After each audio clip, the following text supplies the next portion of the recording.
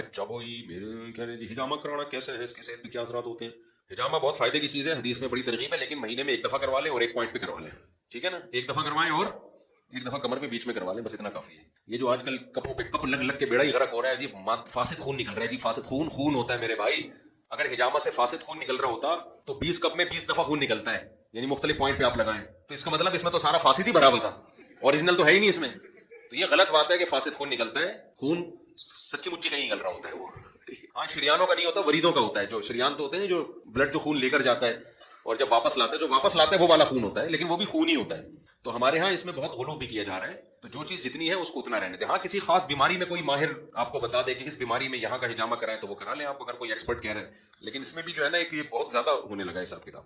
تو نبی صلی اللہ علیہ وسلم مہینے میں ایک دفعہ لگوا لیا کرتے تھے، اور چاند کی 17 تاریخ کو عام طور پہ آپ صلی اللہ علیہ وسلم، تو آپ نے فرمایا اس سے انسان کی نگاہ روشن ہوتی ہے، سر ہلکا ہو جاتا ہے، تو یہ فائدے ہیں اس کے۔ غیر ممکن ہے کسی شخص کو فائدہ نہ ہوتا ہو، یہ بھی ممکن ہے، پہلے خون کی بہت کمی ہے، اس نے ہجامہ کروا لیا تو بالکل ہی لیٹ گیا وہ، تو اس لیے کسی ایکسپرٹ کو کے مشورے سے یہ کام کرنا چاہیے، خود سے اس سے نہ کریں۔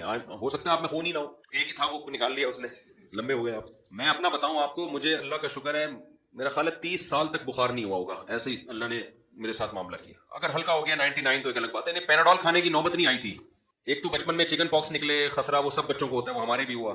پھر جب تھوڑا 10-11 سال تک پہنچے، جو بخار بچوں کے وائرل آتے ہیں وہ ہمارے بھی آئے۔ ہمارا ڈاکٹر بڑا اچھا تھا، جو فیملی ڈاکٹر تھا نا، وہ اینٹی بایوٹک دیتا ہی نہیں تھا وہ۔ اب ہمیں یاد ہے بچپن میں ہمارا بخار 10-10 15-15 دن 3-3 ہفتے چلتا تھا، وہ ڈاکٹر اینٹی بایوٹک نہیں دیتے تھے، وہ کہتے تھے کہ بچوں کو اینٹی بایوٹک دی نا تو ان کے اندر بخار سے لڑنے کی پاور ہی ختم ہو جائے گی، تو ابھی سے چلاؤ اس کو، کوئی مسئلہ نہیں ہے۔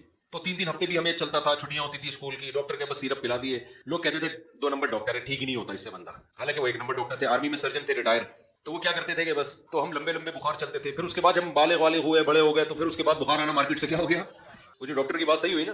تو اللہ کا شکر ہے پھر میں ایسے ایسے علاقوں میں گیا، اتنی سخت سردیوں میں رہا ہوں میں، جہاں گھٹنوں گھٹنوں تک برف پڑی ہوئی اور وبائیں بھی پھیلی، ایسے ایسے علاقوں میں گیا، اللہ نے ہمیں بچا کے رکھا، اللہ کا فضل ہوا۔ کبھی ہلکا پھلکا جیسے 99 تک، جس میں گولی کھانے کی نوبت نہیں آئی، شاید ایک آدھ دفعہ ہوا ہو 103 یا 100، بہت ہی کم۔ پھر مجھے جو طبیعت سے بخار ہوا ہے نا 2008 یا 9 میں میرا خیال ہے، 9 نہیں 2010 میں، وہ میں نے ہجامہ کروایا، تو 8-10 کپ ہجامے کے بھر بھر کے نا بالٹیاں نکلی، تو جی مادہ فاسدہ ہے، فاسد خون ہے، جتنا نکلے اتنا اچھا ہے۔ مجھے چکر آنے لگے تھے باقاعدہ، تو میں لیٹ گیا، میں نے کہا لیٹ کے نکال لوں، وہ انہوں نے کہا کہ اب چکر آ رہے ہیں، میں نے کہا کہ لیٹ۔ 8 کپ مختلف جگہوں سے، اور ایک ایک کپ میں 3 دفعہ ہوتا ہے، تو 8 یا 24 دفعہ سمجھ لیں آپ، صحیح ہے نا۔ اس کے بعد ہم ہلکے پھلکے ہو گئے۔ اس کے بعد مجھے 2 دن کے بعد ملیریا کا اٹیک ہوا، خطرناک قسم کا اٹیک ہوا ملیریا کا، سمجھ لیں۔ تو ایسا لمبا ہوا نا پھر میں، کیونکہ ظاہر ہے جب اتنا بلڈ آپ کا نکل گیا تو آپ میں جو بیماری کے خلاف لڑنے کی طاقت تھی وہ کم ہو جاتی ہے، تو وہ ایک مچھر بھی کافی ہو جاتا ہے آپ کے لیے۔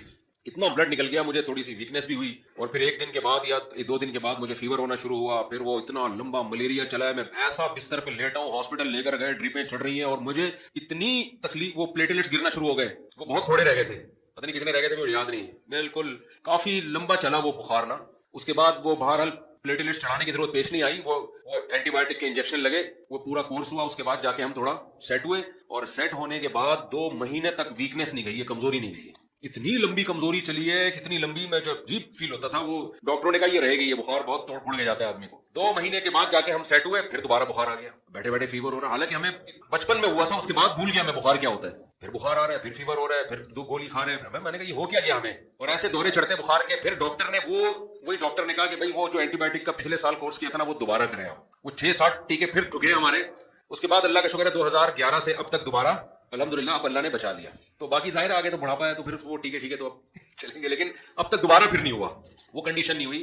تو یہ میں اس لیے بتا رہا ہوں کہ دیکھو ہجامہ بھی کیا ہے، کیونکہ مجھے تو ظاہری طور پر یہی لگتا ہے کہ وہ جو اتنے ہم نے بالٹیاں بھر کے خون نکال لیا نا، اسی کے بعد لمبے ہوئے ہم، ٹھیک ہے نا۔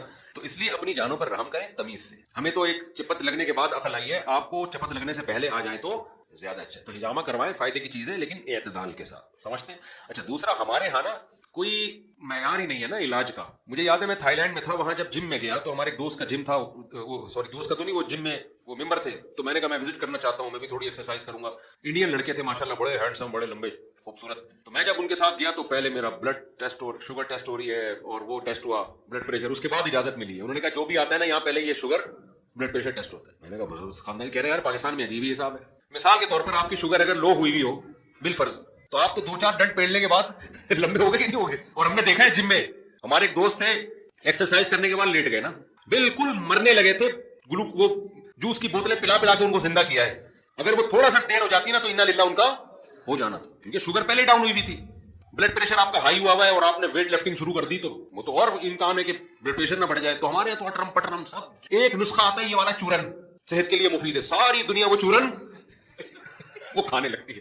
यूट्यूब पे देख लिया ना, ये इतनी जबरदस्त चीज है सेहत के लिए। अब लहसन के फजाइल यूट्यूब पे, भाई लहसन कोलेस्ट्रॉल काटता है और एसिडिटी भी करता है। वो आपके मैदे में अगर पहले से तेजाबियत है और आप लहसन फाक रहे हो तो कोलेस्ट्रॉल तो कटेगा मगर आप भी कटोगे साथ में। और जिसमें पहले ही कोलेस्ट्रॉल की कमी है, हर आदमी में कोलेस्ट्रॉल बढ़ता बड़ा थोड़ी होता है, बॉलों में कमी भी होती है, उनको पता ही नहीं होता। वो तो बिल्कुल मार्केट से क्या हो जाएंगे, शॉर्ट हो जाएंगे मार्केट से। बाद लोग समझते हैं मैं मोटा हूं तो कोलेस्ट्रॉल ज्यादा है, ये जरूरी नहीं है। एन मुमकिन है आप भारी भरकम हो और कोलेस्ट्रॉल आप में कम हो, एन मुमकिन है आप बारीक हो कोलेस्ट्रॉल आप में ज्यादा। और मैंने 4 दिन पहले एक डॉक्टर से सुना, वो कह रहे थे बारीक आदमी में कोलेस्ट्रॉल ज्यादा है तो बहुत ही डेंजरस है, क्योंकि मोटे आदमी तो फैट की शक्ल में आ जाता है, बारीक में तो कोलेस्ट्रॉल सिवाय रगों में जमने के कुछ नहीं होता। तो मतलब ये है कि ये जो डॉक्टर दुनिया में बने हैं ना, ये इसलिए बने हैं कि इनको जाके दिखा दिया करो कि क्या हूं मैं, खुद से ये हरकतें मत किया करो। समझ रहे हो ना, सेहत बनाने के अंडे खा रहा है, ब्लड प्रेशर बढ़ा हुआ है, अंडे 6 अंडे फोड़ दिए इसने, तो खुद से ये काम ना किया करो। ये डॉक्टर जो एमबीबीएस 4 साल रखे गए हैं इसलिए रखे गए हैं कि जो काम तुम्हारा है वो तुम करो, जो डॉक्टरों का है वो।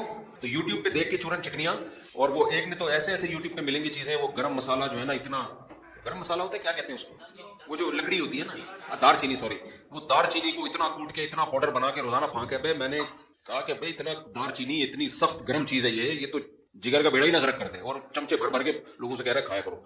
तो ये हकीम जो माहिर हकीम है, अच्छे हकीम, हकीम के साथ लाजमी माहिर का लफ्ज, फेंकू हकीम कभी भी अच्छा नहीं होता। जो ये कहता है मैंने ये कर दिया तो मैंने ये कर दिया, बस समझ भाग जाओ वहां से। जो कोई तमीज का हो ना, जानता हो जड़ी बूटियों को और प्रॉपर तरीके से पढ़ा हो, तो वो भी बहुत बात चीजें हमने देखा एलोपैथिक में नहीं है, वो हकीम उसका बड़ा अच्छा इलाज कर लेते हैं। बात चीजें होम्योपैथिक में बड़ी खानदानी है। तो हर फील्ड के माहिरीन दुनिया में मौजूद हैं, तो वहां जाया करें, खुद से फैसले ना किया।